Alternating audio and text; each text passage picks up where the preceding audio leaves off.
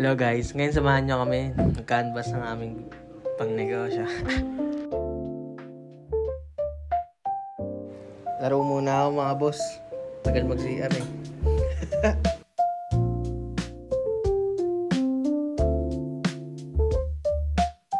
Dito nga pala kami magka-canvas ng bibili namin dito sa All About Baking. Dito lang yan sa SM Fairview.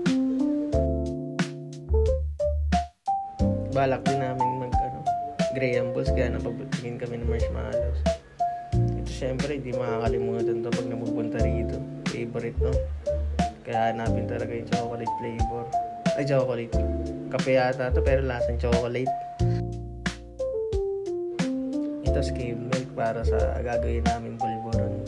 Gagawin niya pala, di ako marunong gumawa eh. Uuwi na nga lang, traffic pa. Ito, pagka uwi namin, luto kami ng banana chips.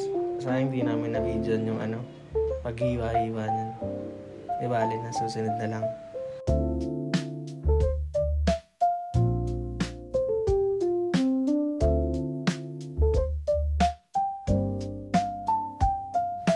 Ito medyo sablay kasi dikit-dikit.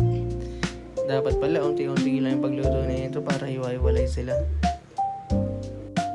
Pero okay lang. Try lang naman eh. Tapos ito ihapok lang natin yan. Mamaya ipiprito po natin yan para mas lalo maging crispy.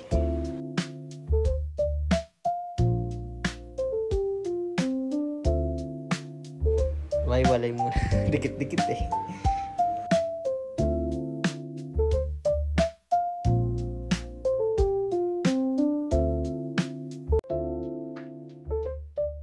Ayan, medyo hiwa-hiwalay na siya. All goods na, all goods. Ayan, tapos ibalik natin siya sa mantika para maprito ng gusto.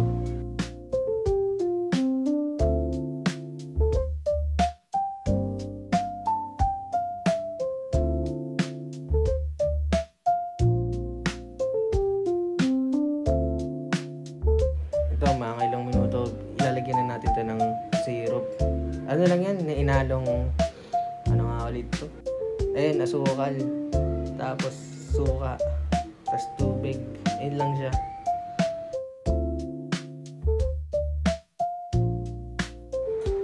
Ayan, unti-unti lang paglagay. Tansya-tansya lang baba kasi masobrahan eh.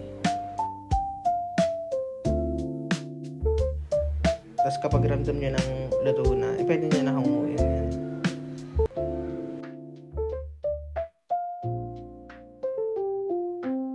Ayun, medyo maganda na yung kulay niya. Tsaka crispy na siya. Kaso nga alam, medyo dikit-dikit pa yung iba eh. Pero iniiwalay naman namin. Crispy check.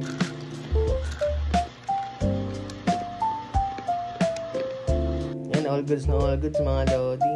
Susunod, benta na natin to pag maayos na. Salamat sa panonood niyo mga boss.